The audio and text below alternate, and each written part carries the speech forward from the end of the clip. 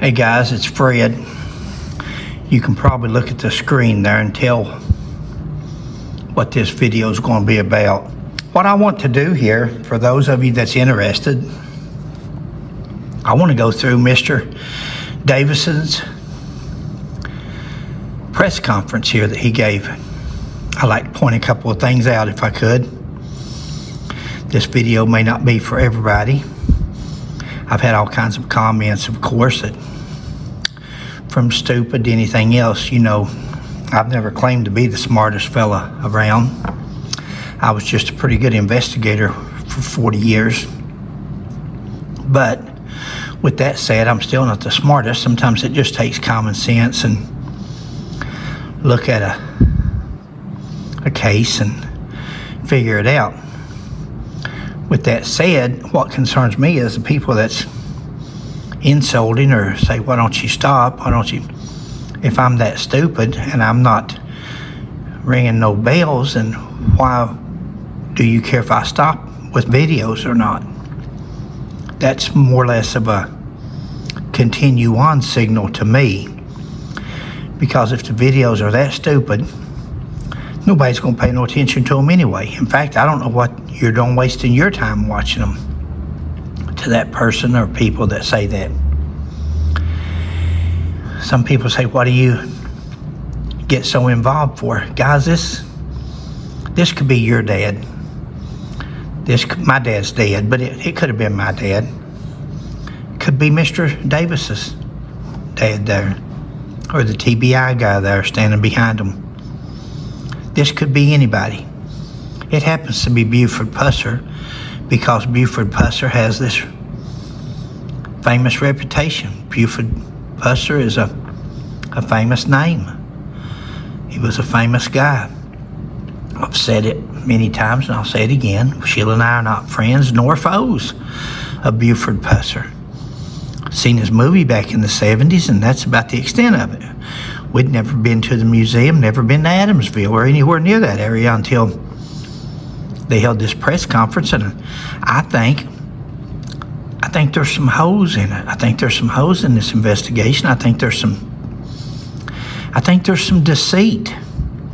Sometimes it's not what you say, it's what you don't say. Sometimes deceit doesn't come in straight out lying to you, but not telling you something, not accusing nobody. I certainly don't want to get on the bad side of Mr. Davis, but if I do, I do. I've never been afraid to step on toes. You can go to 4 sheriffs indicted. Google 4 Kentucky sheriffs indicted. Google Hatfield and McCoy turn in sheriff for corruption, August the 7th, 1989. I've gave up my job and titles before for doing the right thing. So I'm gonna go slow on this. So if you're in a hurry, you may want to go find you something else to watch. But I want to go over this, and I'm going to stop it where I need to. I'm going to talk, and then we'll start back, and I'm going to try to explain this to you why I am so. It's not just Mr. Elam or Mr. Baldwin and their videos that they've put out and propaganda, their books, propaganda. That stuff's not true. The majority of that stuff is not true. The majority of it is, I heard this or I heard that. And this story comes from there, and it's a story. It's a story. If you're going to destroy a man's reputation, we've got to have more than a story. We've got to have more than what they're showing here. Let's start the video, and let's see where we're at, see what happens.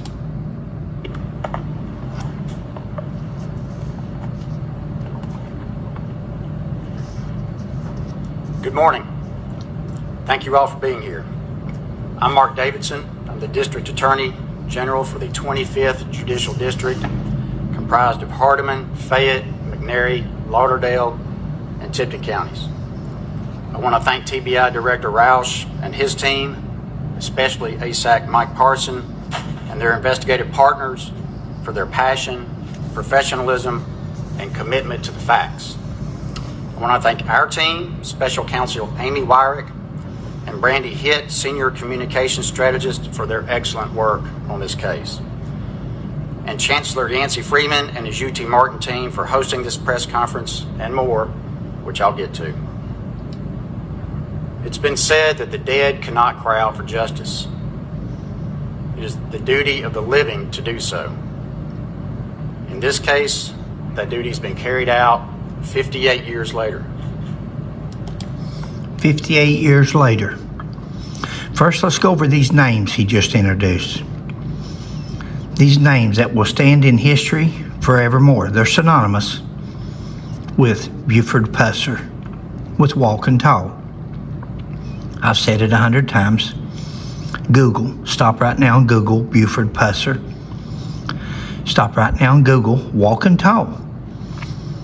The first 10 subtitles that come up will be Mark Davis, TBI, murdered his wife, so and such. There'll be the first 10 subtitles will be dealing with the TBI, the prosecutor, and Buford Pusser killing his wife, murdering his wife. How sad is that? But those names forevermore that he just mentioned are in history. His name is forevermore in history. He took every bit of the publicity, every bit of the fame that Buford Pusser had on his name, and now that's transferred to Mark Davison. You'll never be able to think of Buford Pusser again without thinking of the name Mark Davison. Now, that was the first thing. He introduced all these people that had something to do with this case. Now, again, do you think that people is going to give up the chance? See, I'm looking at the human aspect of this. Follow me along, because cops, prosecutors, lawyers, preachers, all these people are human. They're all human. They can have these titles. That don't mean that they're not human. That don't mean that they don't enjoy for their family that's in California or Michigan or on the other ends of the United States here, to see them in the national news and see what a performance and a job that they've got and they're doing. Could I be wrong? Of course. Of course I could be wrong. Guys, this case is 58 years old. What makes them think that they've got something now that the TBI didn't have 58 years ago? The evidence is the same. The evidence is the same. Let's continue on. I'm going to show you what I'm talking about. The TBI, then the Tennessee Bureau of Identification. I forgot. I was going to tell you about, he said that justice. He's talking about giving justice to the dead, to Pauline. Could he be, in fact, thinking he's giving justice to Pauline and falsely accusing Pauline's husband? Could these people be doing that? Is there a chance? Because in a minute I want you to hear the evidence, what he says about the evidence. Is there a chance that we could be falsely accusing Buford Pusser of doing the unthinkable? But because he's not here to stand up for himself, we can do that. We're allowed to do that because we hold these positions, and we hold that authority, and we can do that. Took the lead on this investigation into the 1967 murder of Pauline Mullins Pusser. She was a wife, a mother, and a sister whose life ended violently and unjustly. That means Buford Pusser was a father, a husband, a son, and a brother. He's the same way. It's not just one. We're feeling sorry for Pauline, and rightly so. Buford's laying there beside of her. Her husband, McNairy County Sheriff Buford Pusser, reported that his wife volunteered to ride along in the dark early morning hours on a disturbance call. He claimed that a car pulled alongside. Guys, I've heard that over and over, that she volunteered. It's like that, like she didn't want to go, like she volunteered. He's putting it out there like Buford Pusser said that she volunteered to go. I can't tell you the amount of times in 40 years between eastern Kentucky up in the mountains and even in central Kentucky when we moved here, that Sheila has gone with me on complaints, has gone with me on patrol. We would go on patrol, go to lunch and eat, just like having a partner. It's just like a two-man unit. My wife can outfight and outshoot a lot of men. Can outfight. She can outshoot most men, to be honest with you. I'd put her up against anybody. So it's no big deal that Pauline, and it's going to be in a video, and I hate to discuss it here because it's going to be on Hatfield McCoy Museum Adventures channel, Sheila's channel, where we're at the museum. And we're talking to Tina, the curator of the museum, Buford Pusser Museum. You know, Buford and Pauline were supposed to go to Florida that morning. They were supposed to leave out. The bags were packed. Some rumor tellers say that they weren't even living together. They were separated. Pauline wasn't even living at home. She just came there to pick up the kids. Well,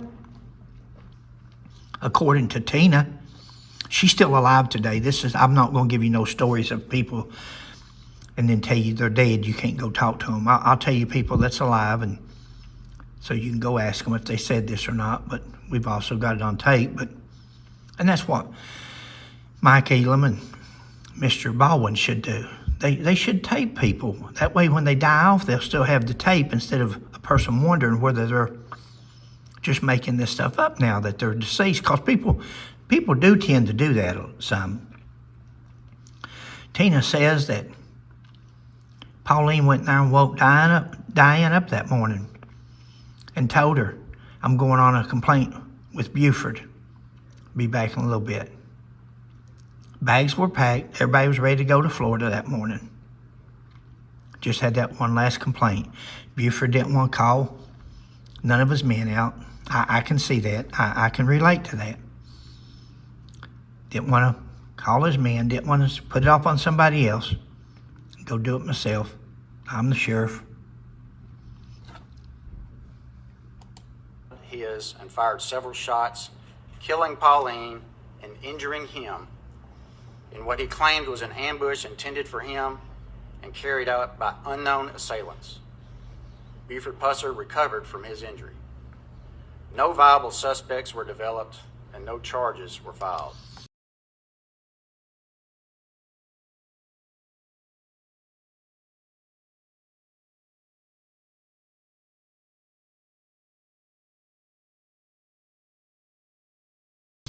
There were suspects.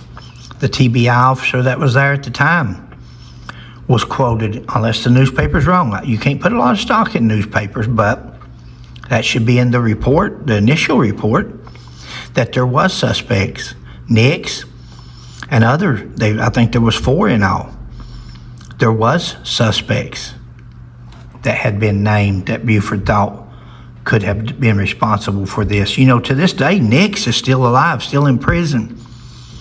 To this day, he won't answer people's questions because he still thinks he's getting out on parole and different things for other crimes he's in there for, but he won't answer yay or nay.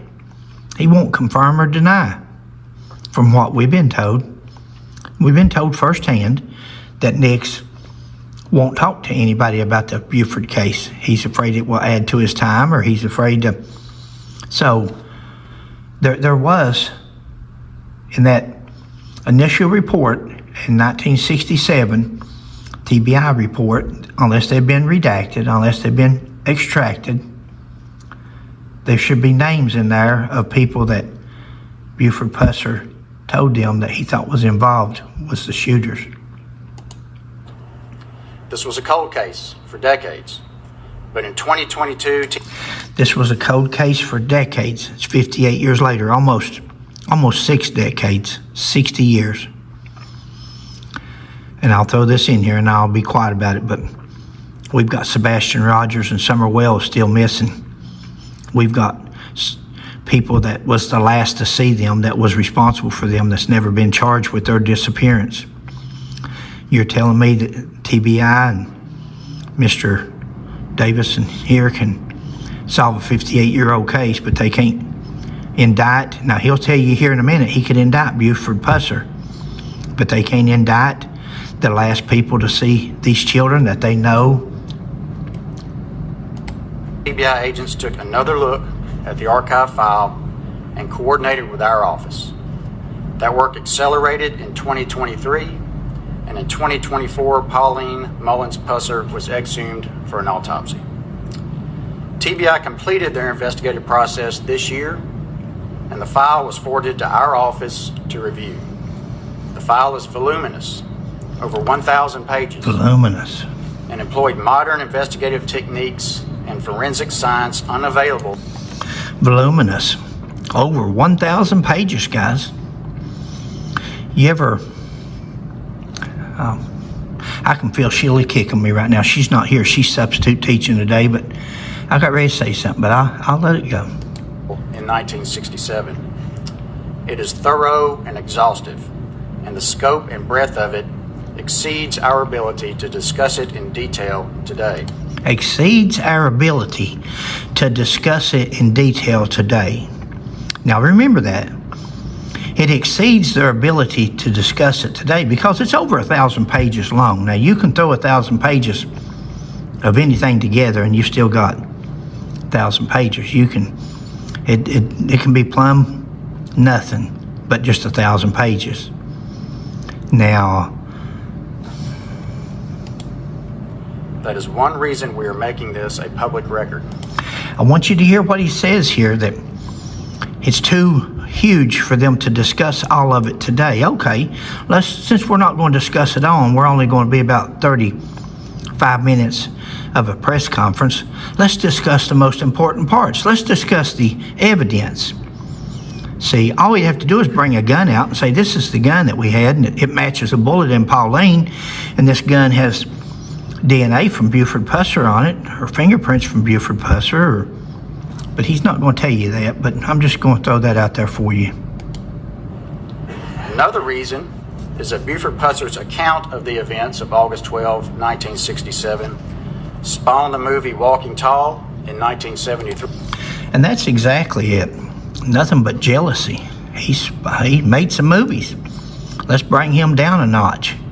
Now my question would be, is Buford Pusser and this man's ancestors in Tennessee ever had any dealings? Has any of his ancestors ever run for office, ever been in office, ever held office?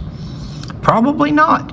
But wouldn't it be nice to know? Because that's part of the reason. The next thing they say is Buford's statements are inconsistent.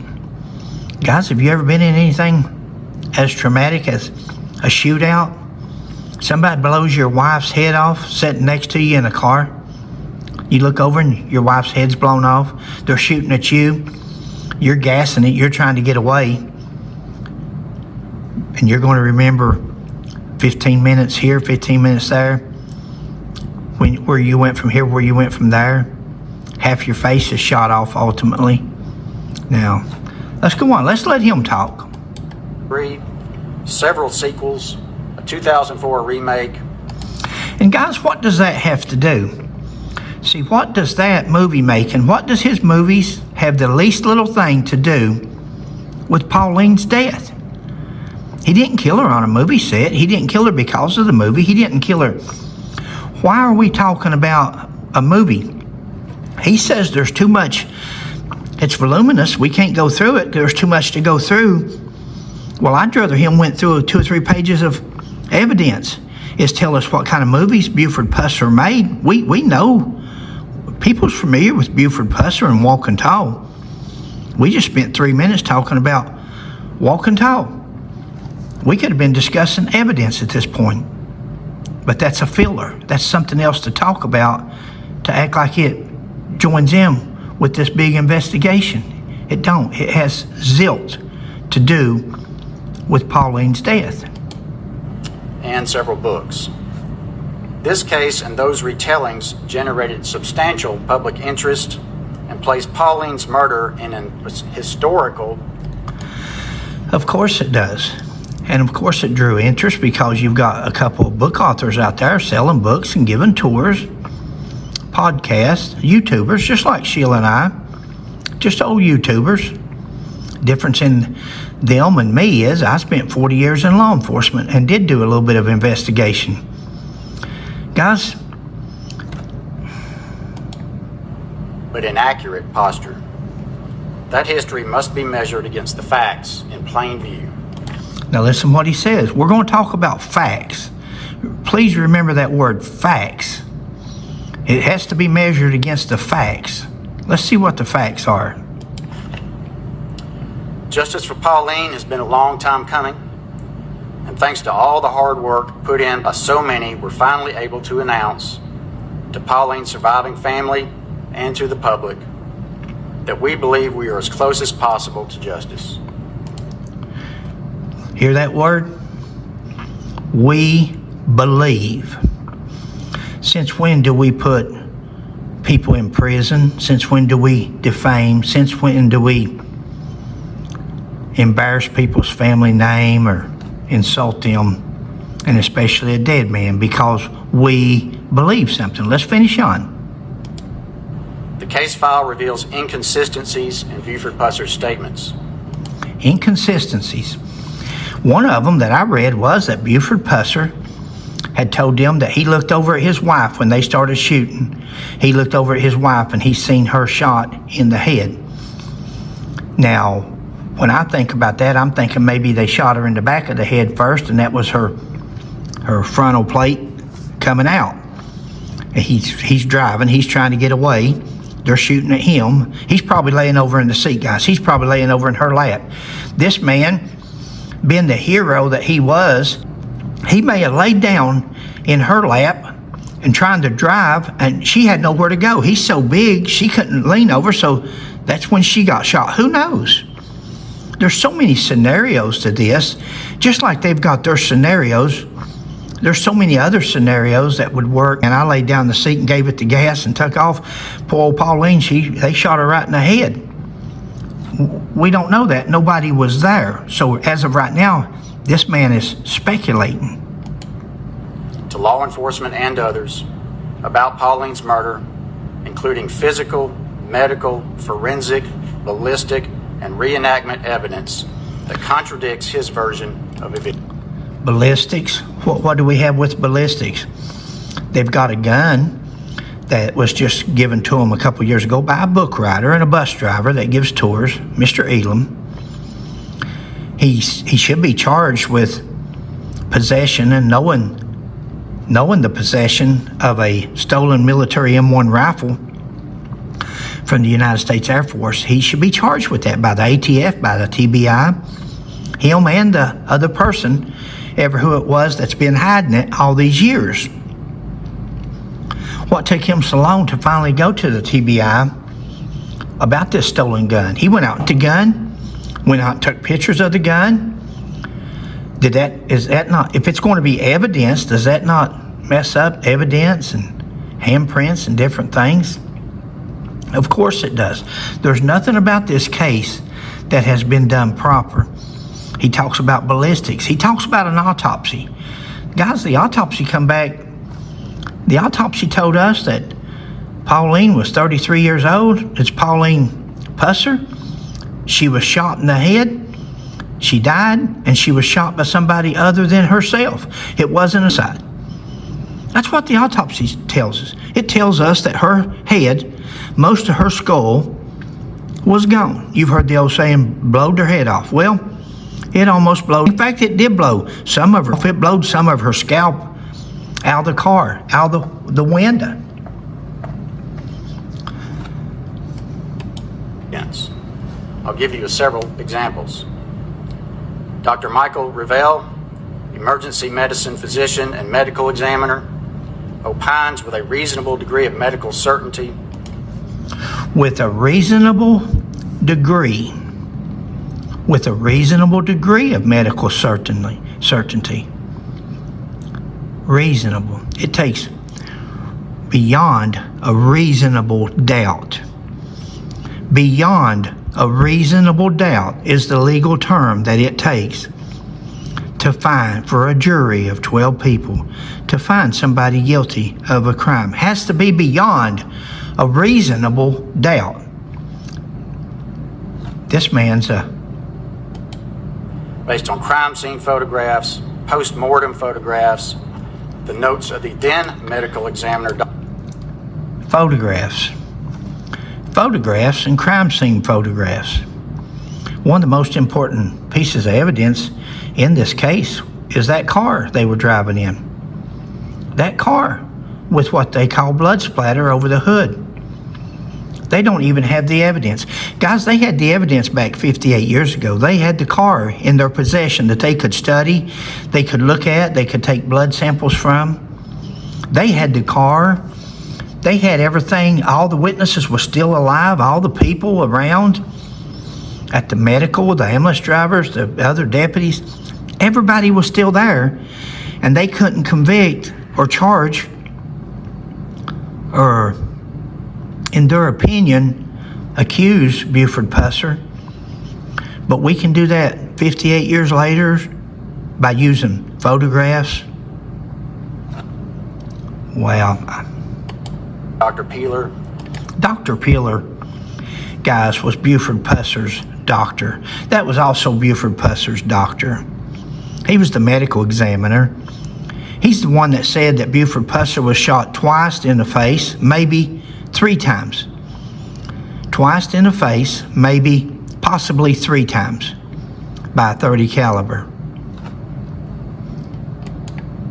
The statement of Sheriff Pusser. Now, they went on to say he did just now that they also went by Dr. Peeler's medical exam, medical records. Well, let's see.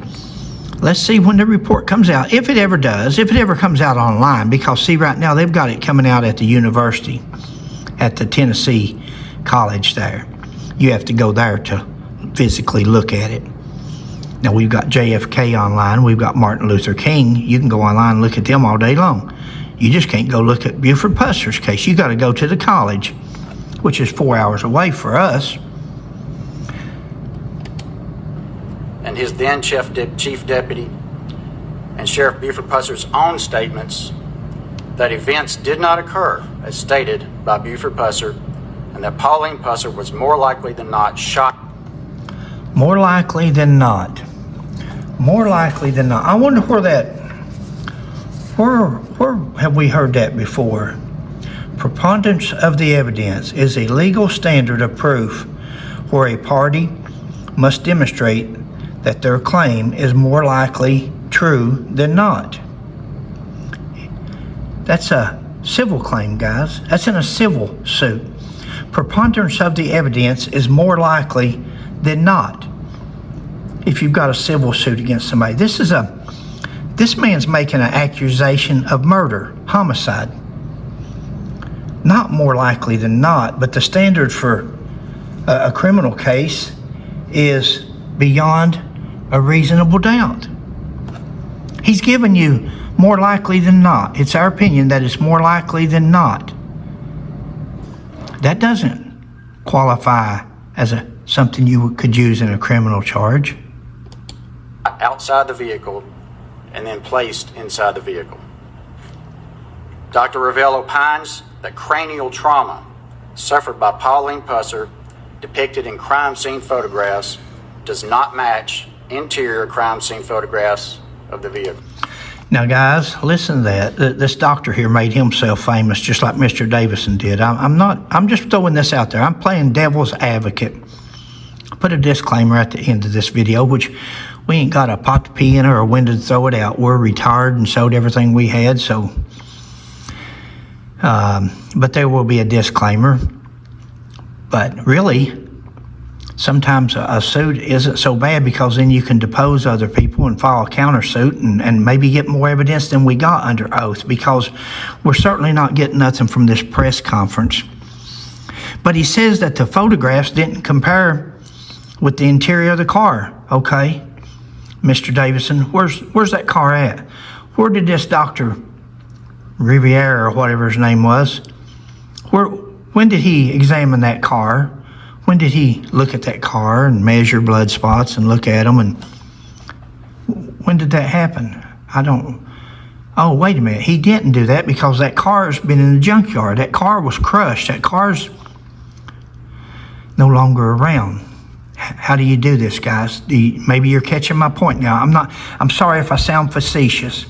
I'm just really still yet. Every time I go over this, I get. Dr. Ravel opines that blood spatter on the hood outside of the vehicle contradicts Buford Pusser's statements. Okay.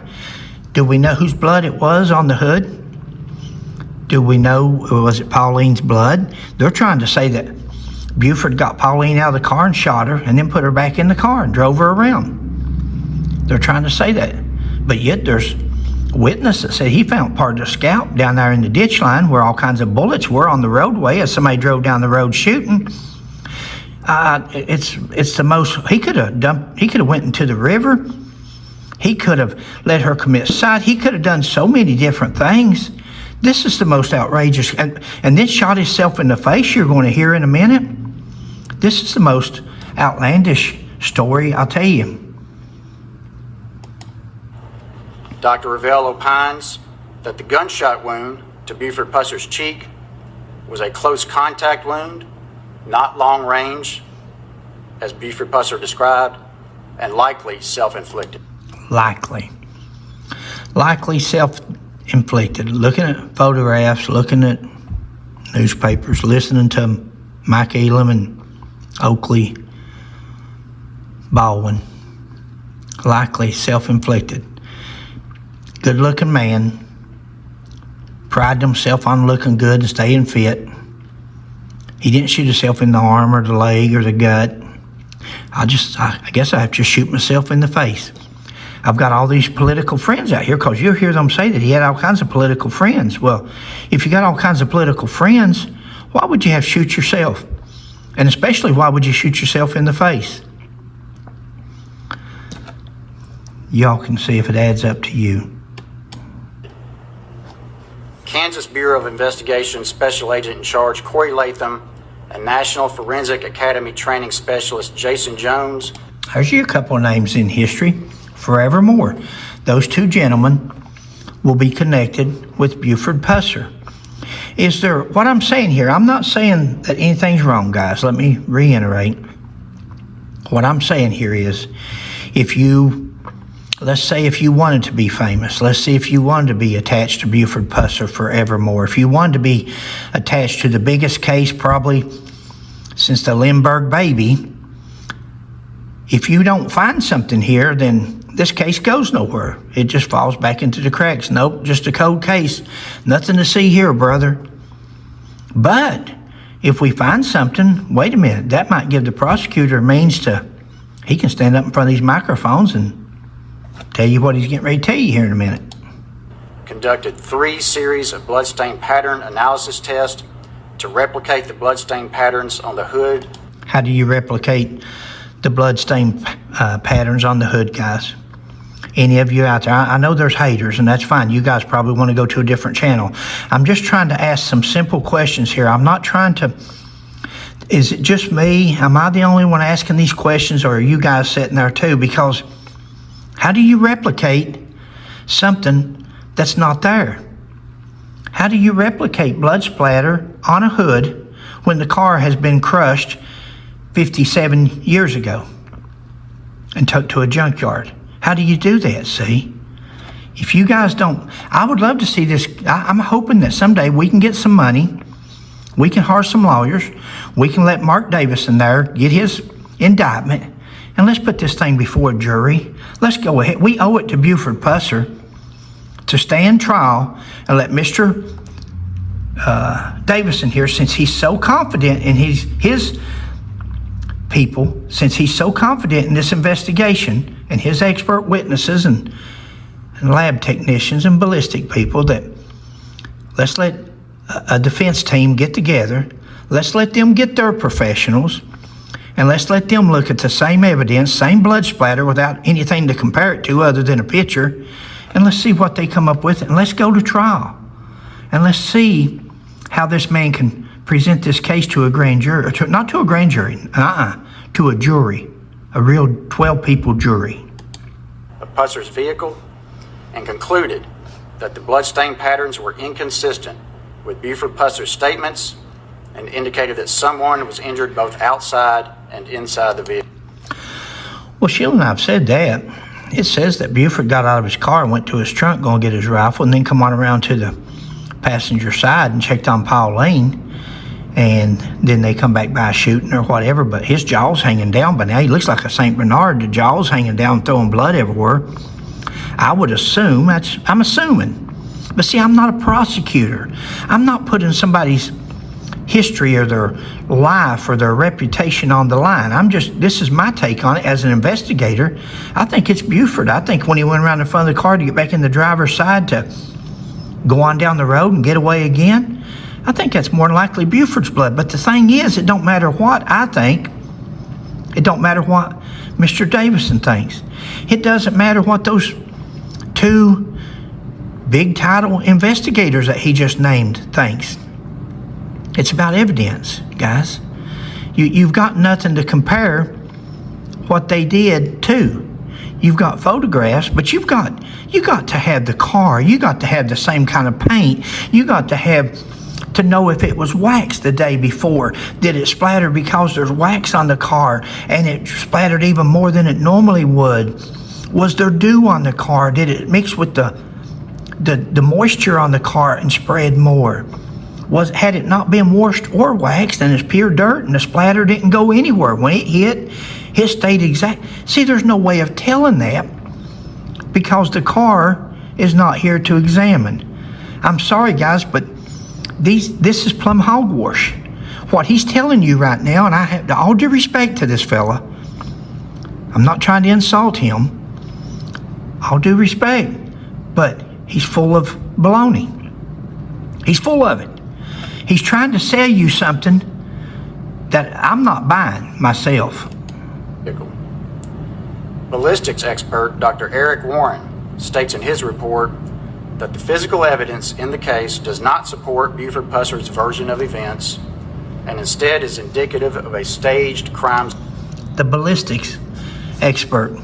What did he examine, guys? Again, this car is the most important piece of evidence that anybody could have ever had.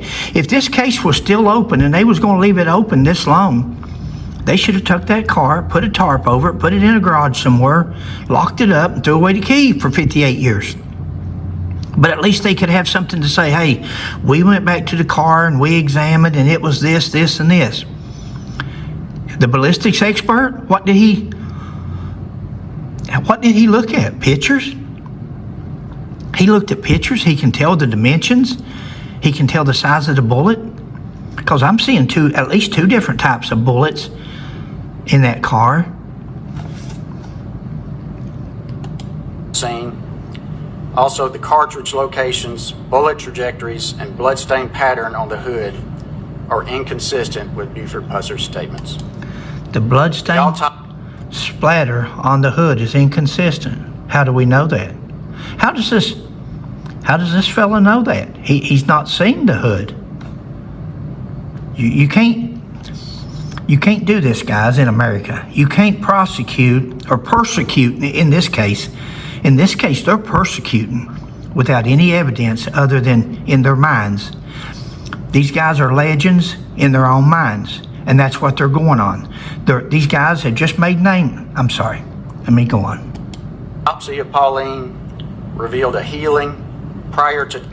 The autopsy of Pauline revealed a healing broken nose. That's what he's getting ready to say here, because he really loves to beat that into the dirt, because in the autopsy, the only thing that they found was that she had been shot and she was killed. It wasn't a side. It wasn't undetermined. It wasn't an accident. It was actually a homicide by somebody else. That's what they determined. And then they found this broke nose, supposedly, and he says, oh, it's a domestic. Buford must have broke her nose before him. Now, it's healed. It's from years past, or ever how long past. It's a past wound. It's healed. But they don't mention here that Pete Vance, the father to Michael, father to Diane, and the father to Felicia, a mentally ill child that he had. And they say she was mentally ill because he beat her so brutally that it messed the child up when she was born. Wouldn't have no bearing on maybe he broke her nose. It didn't have no bearing on her running away. He was from Pike County. He was from Pikeville, where Sheila and I are from. That's where she was from, Virginia originally, moved to Pikeville, and then she left him, went to Chicago, Illinois. That's where she met Buford. But he puts the nose thing on Buford, nobody else. She couldn't have broke it playing softball. She couldn't have broke it a Frisbee hitter. All these people that's wrote me or text me and told me all the ways that they had broken their nose in life, from car wrecks to anything else, she couldn't have broke it like that. Mr. Davison just knows that Buford broke it, but let's go on. Death, nasal fracture on the right side of her nose, most commonly caused by interpersonal trauma. Mr. Pusser was right-handed. If he'd hit her, it would have been on the left side of the nose. Mr. Vance, however, is left-handed. If he hit her, it would have been on the right side of the hand, right side of the nose.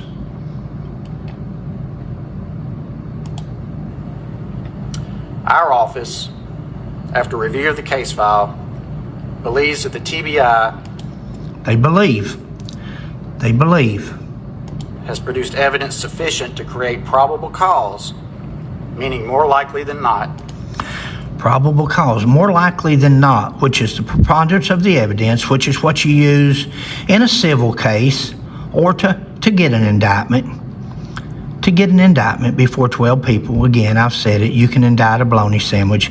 This prosecutor could go in there to these 12 people and sit down. He's influenced or has half the nation.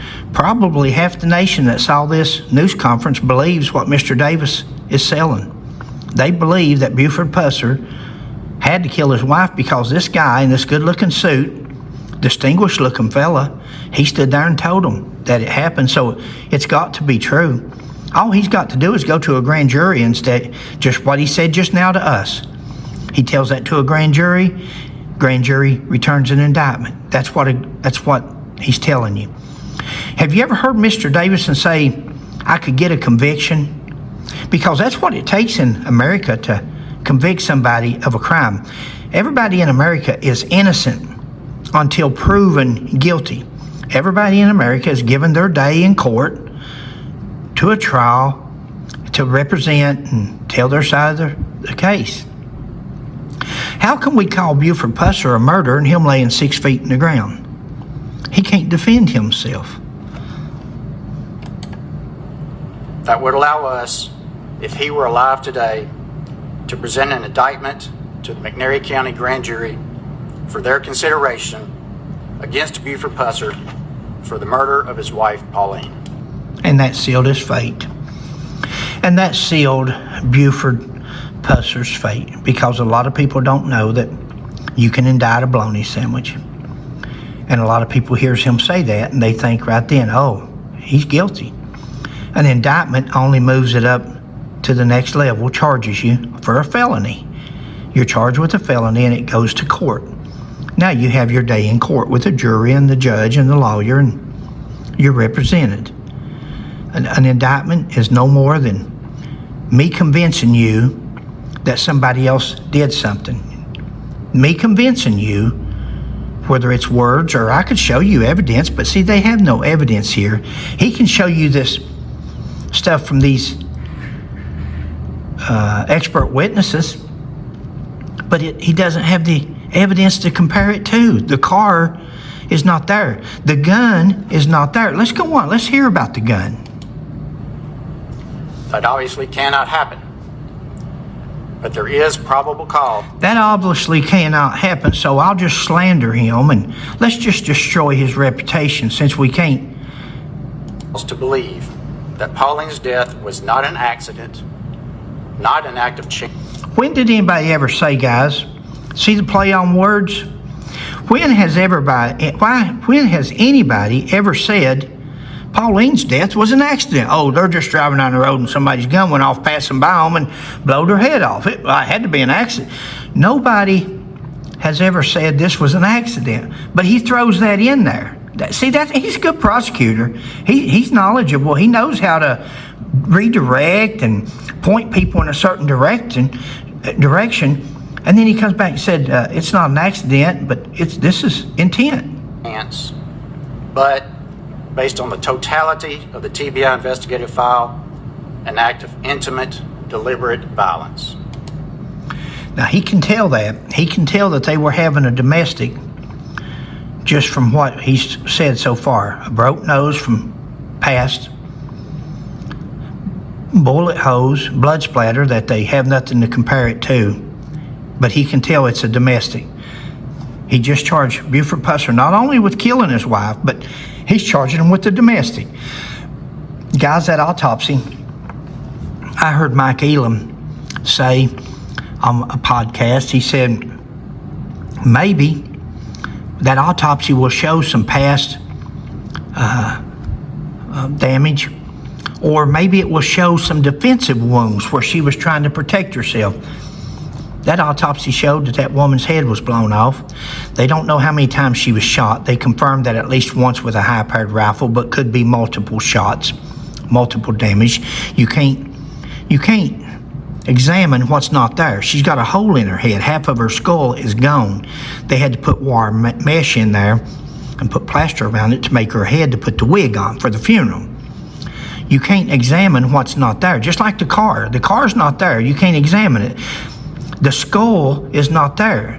Some of the bones and the stuff is missing, so you can't examine and look for bullet holes if there's a gaping hole in her head. Because the file speaks so strongly with its evidence, and because the case is of such public interest, we invite you to review the case file for yourselves. We invite you to review the case file that they're going to put at the college and let you make an appointment to go look at it. Is that wild? Now, somebody got on to me earlier and they said, Fred, won't you, they didn't call me Fred, they just said, won't you, stupid, or whatever they called me, pathetic or something. So why don't you wait till the case file comes out before you comment? Well, why didn't they wait to hold their press conference when they could walk around that room and give everybody the case file so everybody could look at it?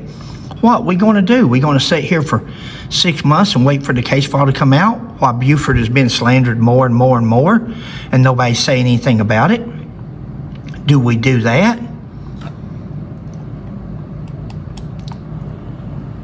Were he alive, Buford Pusser would, like all of us, be presumed innocent until proven guilty. Oh, really? If he were alive.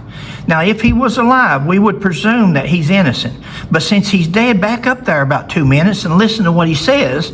If he were alive today, I would indict him for murdering his wife.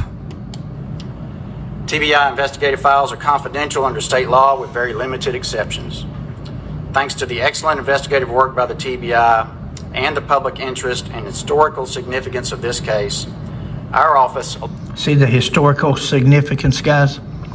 I'm sorry to stop this over and over and over, but this is not only for entertainment purpose for view, and this is for me, because I'm hoping that we can get at least 1 or 2 attorneys someday and see this case go to trial. I really do. That will be the way. Mr. Davis is so confident that he's got a case here. Let's give him the opportunity to prove his case. Let's give Buford his day in court. He won't be there, and it won't be a fair case because all of his testimony won't be there. But I believe that good lawyers can take just the evidence itself. By the time this evidence is suppressed, don't worry, you won't have to worry about hearing. Now, I'm not a lawyer. I didn't even stay in a Holiday Inn last night, guys. But it's my opinion that this evidence, so-called evidence, will never make it to a jury. You can't compare blood splatter to a vehicle that's not there. You can't compare bullet holes to a car that's not there. You can't do it. I have a feeling good attorneys could get this so-called evidence suppressed. So Mr. Davison is going to walk into a courtroom and try to convince these people without saying about this car, about this blood splatter, and that's the case that he's going to present, which is nothing more than Mike Elam and Oakley Baldwin have put in their books all these years. Nothing more than a story. That's what he's got. Along with the TBI, made the decision to make this file a public record after closure by the TBI. We also made the decision to transfer custody of the file to the University of Tennessee at Martin, which has campus centers in our district and West Tennessee, including Selmer in McNairy County. UTM Chancellor Yancey Freeman and the University of Tennessee of Martin have generously agreed to serve as the long-term custodians of the investigative file. Put it online. Their commitment to maintaining and preserving the integrity of those records will ensure that future generations, scholars, historians, and citizens alike. Did you hear that? Future generations, scholars, historians, and citizens alike can go there. Historians, because this is a historical case. Wait a minute, who else's name is going to be there with Buford Pusser's one day? Well, historical case, guys. This man just went down in history. He had to slander Buford Pusser. Now, I'm going to eat crow someday if this comes out different. That's provable, but it's not. I would bet you. I bet you anything I've got. I bet you that this didn't happen. And if it did happen, it's not provable. We can't indict. We can't convict people when they're not there without their day in court. We can't do it. So, but he just went through it. This file is going to be on record forevermore at that college for anybody that wants to go study it and see these names that's in this report. We'll have access to the investigative file for inspection, for study, and for reflection. Our office went through the judicial process needed to get to this point. We recently filed a petition in the Chancery Court of McNairy County to release the TBI investigative file as a public record. Yesterday, Chancellor Bill Cole signed an order granting that request and making the file a public record. The file is in the process of being finalized by TBI and transferred to UTM. This, like the investigation itself, is a methodical and careful process to ensure high-quality access to this case and this investigative It'll be work. the only thing high quality. I understand everyone wants instant access to the file. As you will hear, there is a process in place and a timeline. This case is not about tearing down a legend. Oh, really? Fooled It's me. about giving dignity and closure to Pauline and her family. Let's say they're wrong in their assumption, in their media press conference here. Let's say they're wrong. Giving justice to Pauline, they just gave an injustice to Buford Pusser. The truth is not buried with time. The truth matters, justice matters. Even 58 years later, Pauline deserves both. And at 10:22, You know, guys, there's a lot of questions about Buford Pusser. Mike Elam says the state trooper that worked Buford Pusser's case when he wrecked his car in 1974, the state trooper, Paul Irvin, he names him. He says that Paul Irvin, the coroner took a blood test. Well, he says they done a breath test, I think it was, but it was a blood test because he wasn't breathing, so he couldn't have gave a breath test, but let's get by that. And he says it was a .018, and he says that he left out of the report. He didn't put that in the report that Buford was drinking. Now, all through the years, they've had these rumors and said, trooper said he was driving drunk. But Mike Elam says that the trooper removed that from the report. The heavies didn't want it in the report. He had to rewrite the report 6 times. And finally, he took the BAC out. That's what Mike Elam says. I don't know. I don't know if he's telling one on Trooper Paul Irvin, who went on to become McNairy County Sheriff, or if he really done that. If he really done it, then you can't trust that investigation no more than you can trust this one. But it shows that you can't trust investigations, because if that's true, if there was a blood alcohol of that and he was drinking, that should have been on there. But there was also people, you can watch videotapes from back then off the news footage.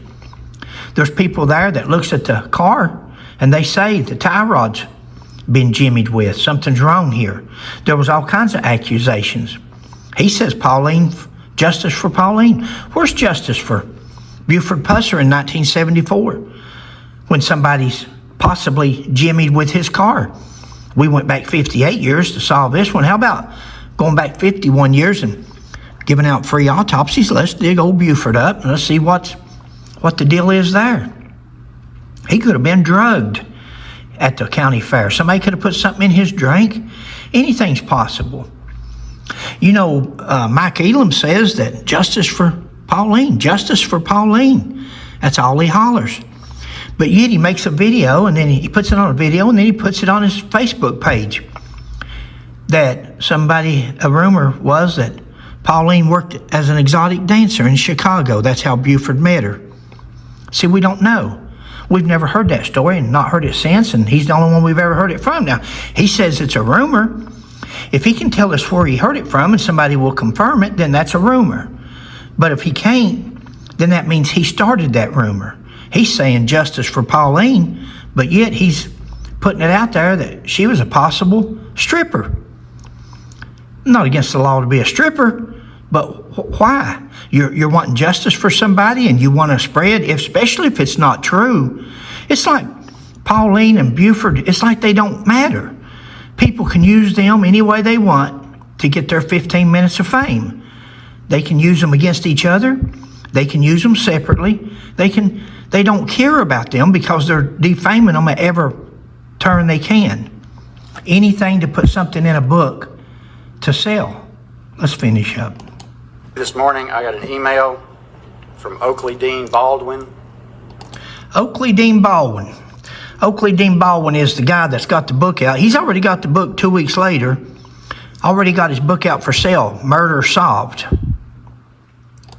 Which said, Mark, on behalf of the Mullins family members, Griffin, Robert, and Trula Hall, many cousins, and other family members, we thank you for giving Pauline a voice from her grave.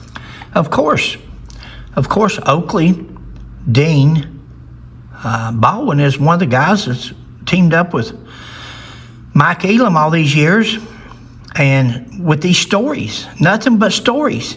He says just the other day, guys, I did a video on it. I put everything. He says in a video that he was looking at the autopsy and Pauline was beat up before Buford shot her. There's not one shred of evidence. There's not one thing in that autopsy that says that there was a domestic or beat up. Or he wrote that into history. He spoke it into history. It's nothing but a fib. It's not true. So that's who you're listening to here, this Oakley Dean. For people that didn't know him, and the first time I heard this, you know, the funny thing is, guys, they couldn't dig her up without a family member agreeing to it. Dewana, her daughter, her only living daughter, wouldn't even hear of it. Now, they said in 2018 that she committed suicide. While we're down there in Adamsville this last week, all we hear is mysterious, very mysterious, and they told us different things to look at, which are mysterious. In 58 years, are we going to have another TBI announcement that somebody wanting to be famous has went out because she wouldn't let them dig up her mother? They had to get rid of her so they could go to the next of kin, which was her brother, and he gave them permission.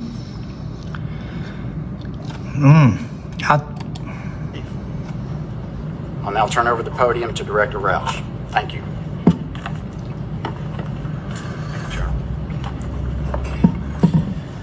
Thank you as well. My name is David Roush. I am the Director of the Tennessee Bureau of Investigation. Where's Sebastian? Where's Summer Wells, Director? They've only been gone a couple Good years. morning. Thank you, General Davidson, for your leadership and partnership in this very unique case. While this investigation is like none other, at the core, it demonstrates why we exist at the TBI. To provide a thorough investigation focused on the victim and relentless pursuit of the truth. Oh, yeah. For many, the story of Buford Pusser is part of West Tennessee history. And the shooting death of his wife, Pauline, has long stood as an especially tragic chapter. As the story goes, it was August 12, 1967. Buford, then the sheriff of McNairy County, got a call in the early morning hours about a disturbance on New Hope Road. Pauline went with him. As Buford reported, shortly after they passed New Hope Methodist Church, a car pulled alongside them and fired several times, killing Pauline and injuring Buford. The sheriff spent about 18 days in the hospital and required several surgeries to recover. The case, built largely on Buford's own statement, closed quickly, perhaps too quickly. In May 2022, TBI agents, prompted by lingering questions, worked with General Davidson's office to revisit the archived Pusser case file. That sparked internal discussions and renewed investigative efforts, which accelerated in the spring of 2023, when we received a tip about the possible murder weapon in the case. Oh, let me see. This must be where Mike Elam, the book author, bus driver, comes in. I think he came in before this. I think he was the one that got the TBI focus back on the Buford Pusser case, but we have no evidence of that, so that's just speculation on my part. The work to develop more comprehensive understanding of the facts of the case using the full strength of the Bureau as it exists today has reshaped our understanding of what transpired nearly 60 years ago. The initial investigative efforts into the murder of Pauline Pusser. Now listen to what he says there. He got a new tip. He got a new lead. That's what they're on, which is going to lead to this gun. Pusser were heavily focused on those who were believed to be enemies of Buford Pusser. The more recent investigative efforts casted a wider net to identify all persons potentially involved and all possible motives. Today, as you've heard, the General has taken steps to make available to the public the full record of this investigation. This is a rare step, but it's one that we support. It provides more transparency and demonstrates the exhaustive nature of our work in an extremely controversial and historic.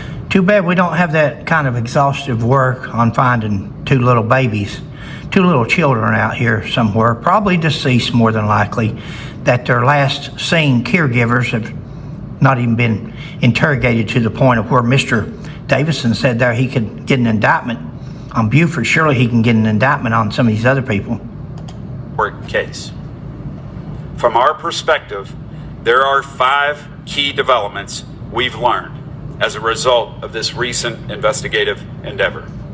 Number 1, significant inconsistencies in the statement of Buford Pusser and the physical evidence documented and observed. Number 2, inconsistencies in his statement. A man's been shot up, 18 days in the hospital, over 14 cosmetic surgeries over the years. Next, he's lost his wife, he's traumatized, he's PTSD, and the evidence is no longer there. The car's at a junkyard. I can't emphasize that enough, guys. They have no evidence. The evidence was destroyed. If you're going to reopen a case, at least continue to preserve all the evidence. When you start destroying the evidence, you've destroyed your case if it is ever made. 2, recent statements provided. Recent statements by Mike Elam and Oakley Dean Baldwin. That's the recent statements. Guys, they were not there. Mike Elam makes a statement about the autopsy and different things on Louise Hathcock. He wasn't there. But one of Buford's deputies, Moffitt, and the other one speaks on a tape right after. He's on tape telling what happened. Who are you going to believe? Somebody that was there or somebody 58 years later? Associated with this investigation. Number 3, the autopsy of Pauline Pusser. This is going to be a good one. Number 4, Oh. evidence exam. Oh, wait a minute. He's not going to discuss the autopsy. Number 3 or 4, whatever it was, the autopsy. And then he just goes on. What about the autopsy, Director? Tell us about the autopsy, that she's 33 years old, that she's died by a gunshot that you could have read in the newspaper in 1967, that somebody shot her, it wasn't an accident. Tell us about it. Tell us, and that half of her head is gone and there's no way to really do a complete autopsy, but the rest of her body's intact. There's nothing wrong. She's not been injured other than a busted nose that she had at one time over the years. By TBI personnel. And number 5, the review and studies of experts external to the agency. External. See, they're external. They're not from TBI. They've got their name in here, and their name will be forevermore associated with this, no matter what state they're from or agency. They're forevermore famous. You can bet they've told their friends and family, yeah, I've been examining the Buford Pusser case. There's nothing to examine, guys. There's nothing to look at. There's no evidence to compare to. The car, everything that they're relying on in these photographs is on that car or in that car or through that car.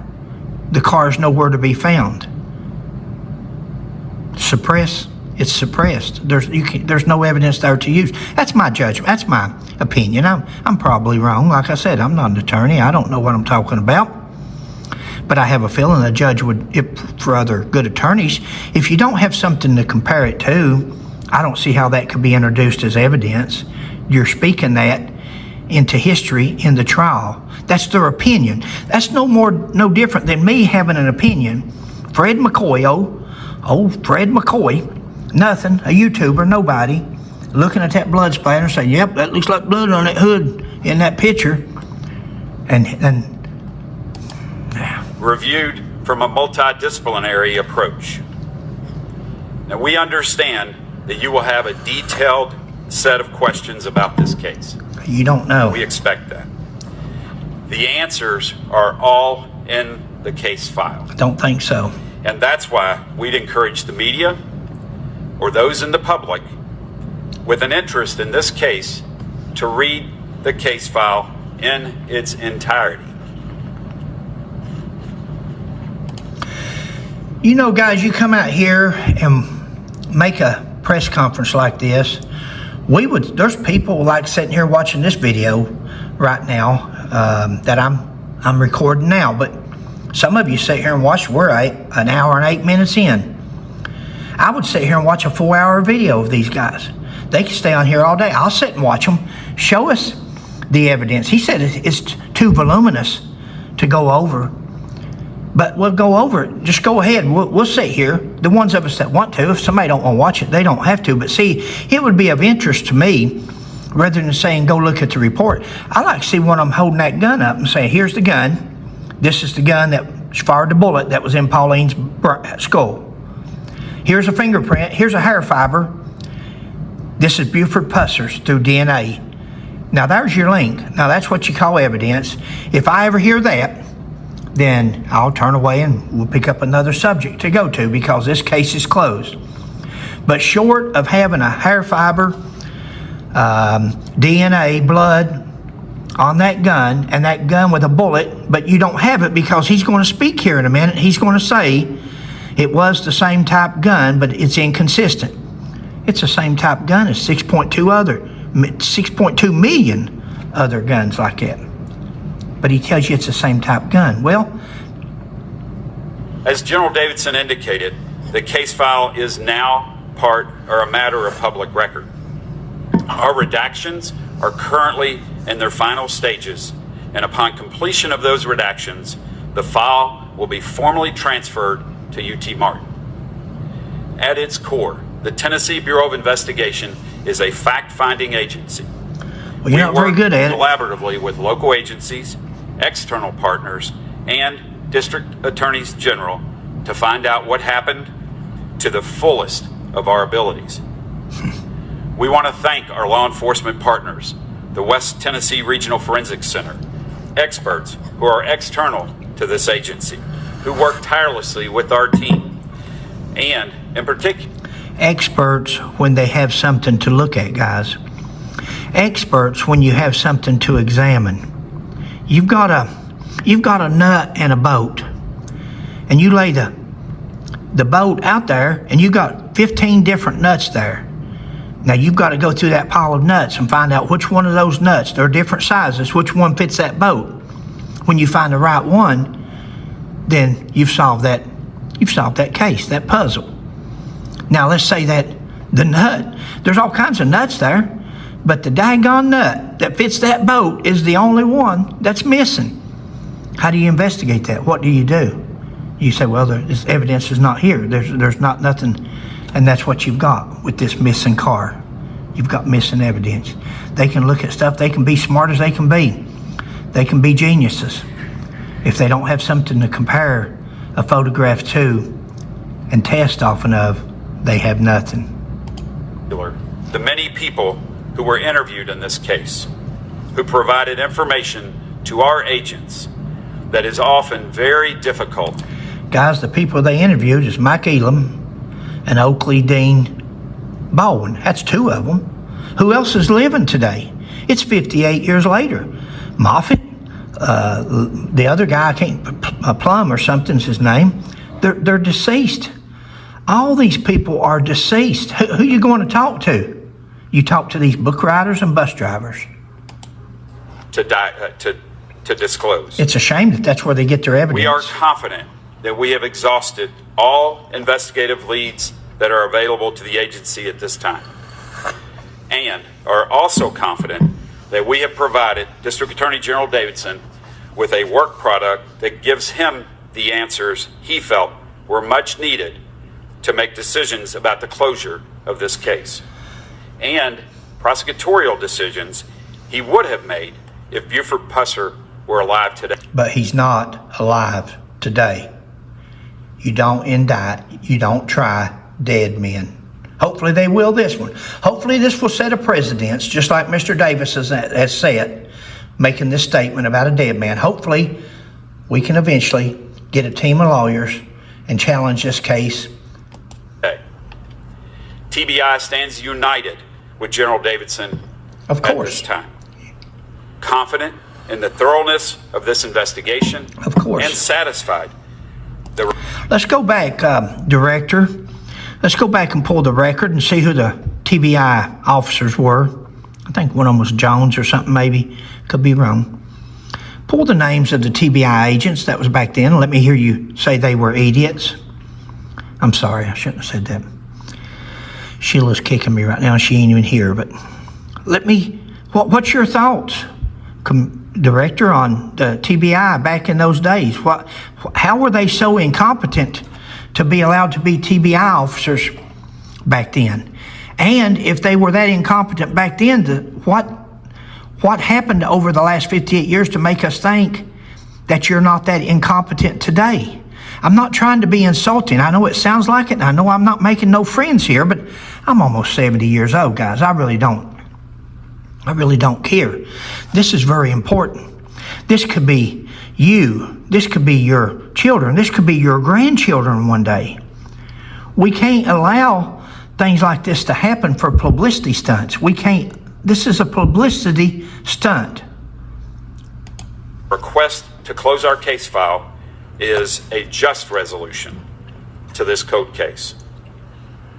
In closing, I'm incredibly proud of the work of our team to apply best practices, modern forensics, and investigative prowess to give this case the fresh look. Wow, all that?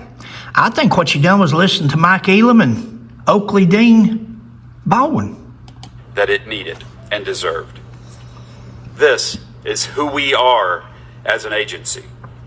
In this case, as in every case in which we have the pleasure of contributing in the search for answers and the pursuit of justice for victims in the... Speaking of search and victims, how about Sebastian Rogers?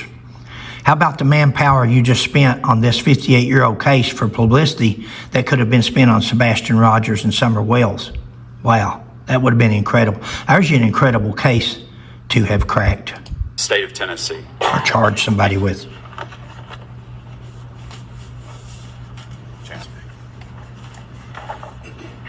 So good morning. It is great to be here with... Guys, I'm going to try to go on through. This is just the director of the college. There's her brother that signed the release to let them dig her up, because by this time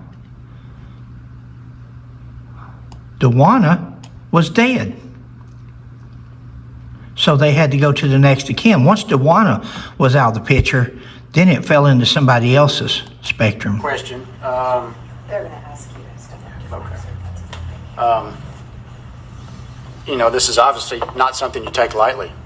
The Walking Tall story has been a story that I knew growing up with. I know many of our law enforcement partners maybe even became law enforcement because of that story. Made but history. The investigation was important enough to make history be able with. to push that aside. Make history. It's been a cold case for so many years, and when TBI was able to apply the full scope and breadth of their investigative abilities, they just followed the facts and the evidence where it went. Had TBI back then. That's where we are today, and it's at the end of the day, you're looking for the truth. So, really, you know, no one's above the law. I guess that's one thing you could take away from this. Really? As far as your first question, is the file going to say that he staged it? I gave you some of the evidence. One expert who said that it appeared to be staged. That's probably as close as you're going to get in the file. The file is not going to give you a... That's probably as close as you're going to get, guys. This man gave his opinion that, according to him, this scene was staged. Now, it went in 3 different locations and traveled halfway around McNairy County. Buford drove halfway around the county. Had shootings in at least 2 places, but it was staged. He blew it half his face off, but it was staged. Now, he's saying here, well, that's all that's going to be in the file. It's just a comment that he said it was staged. Guys, this is a man's opinion. One man's opinion. A good lawyer could hire 5 or 10, 20 experts to come to court and sit there and say, this is not staged.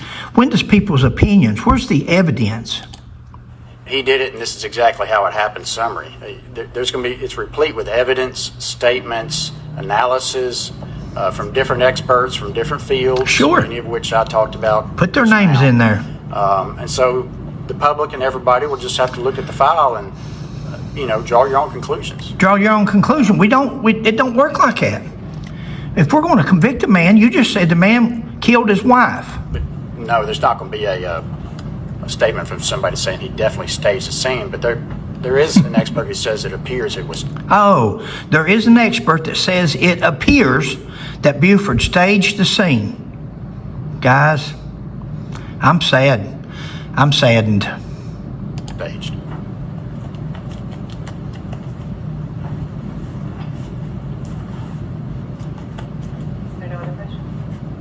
Melanie King, McNairy County News. He asked somewhat what I'm going to ask too is, does this show that anyone helped Buford or he acted alone in this? Any idea?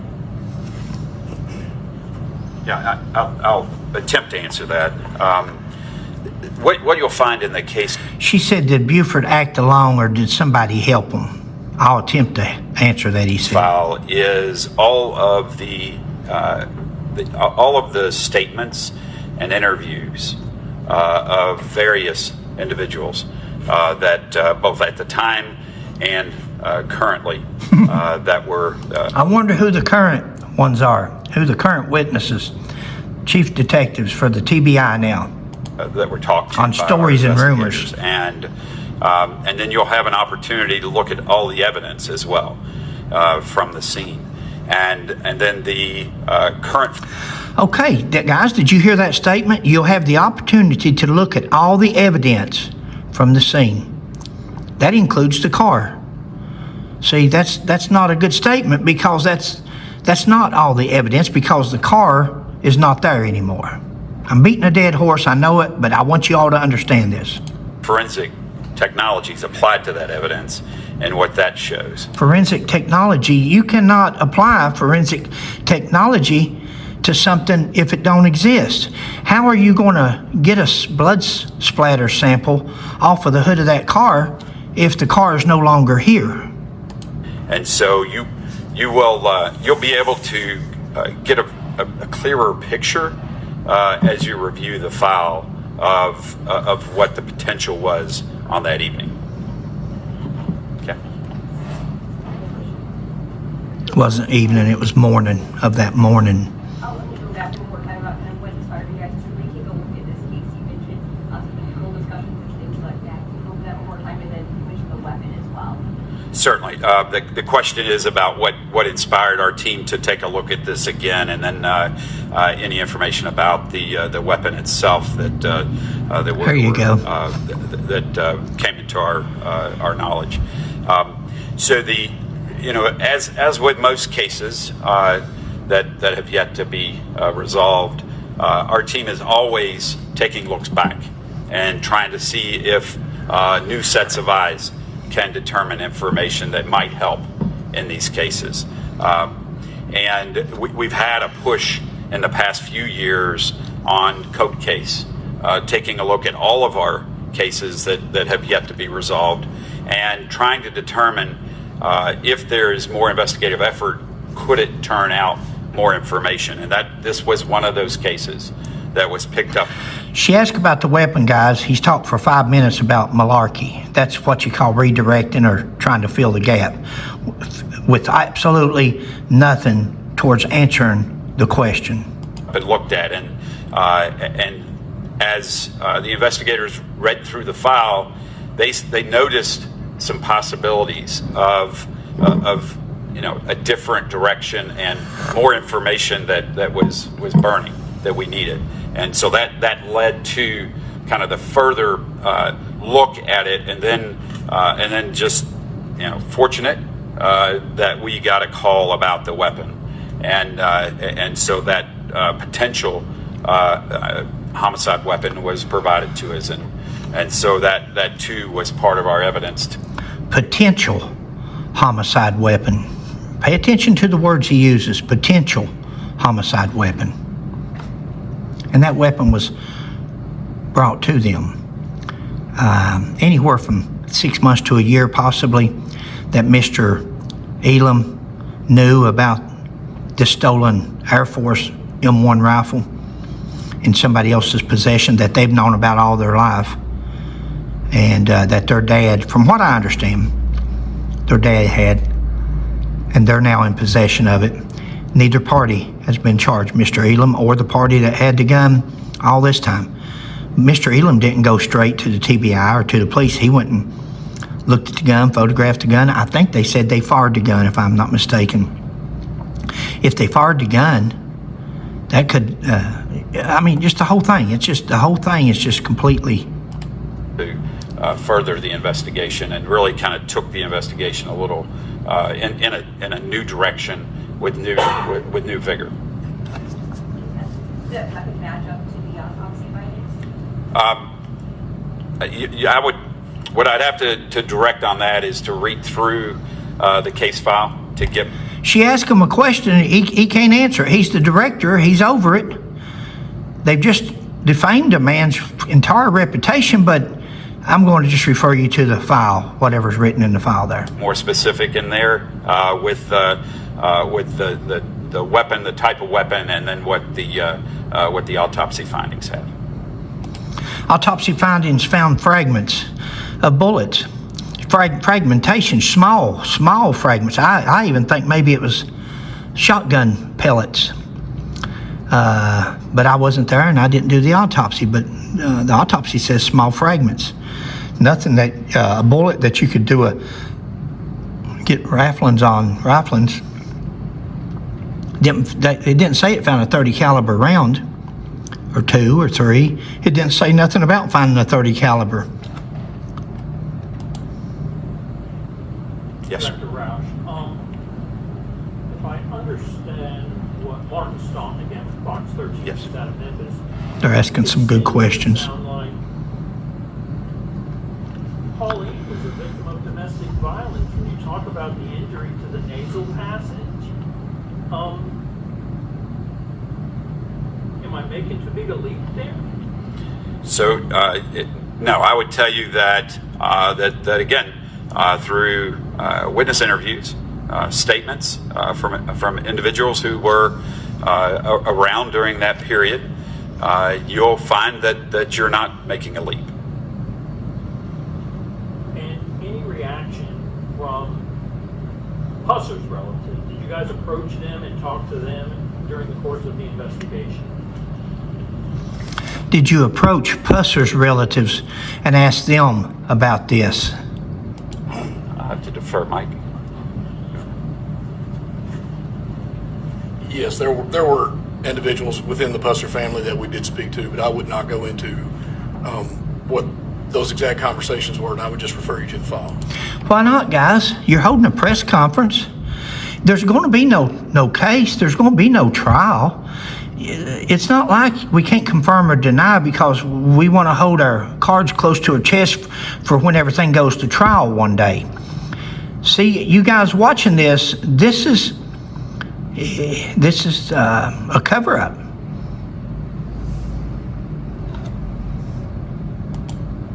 Okay, and what's your name, sir? Mike Parson, Tennessee Bureau of Investigation. Thank you. Thank you.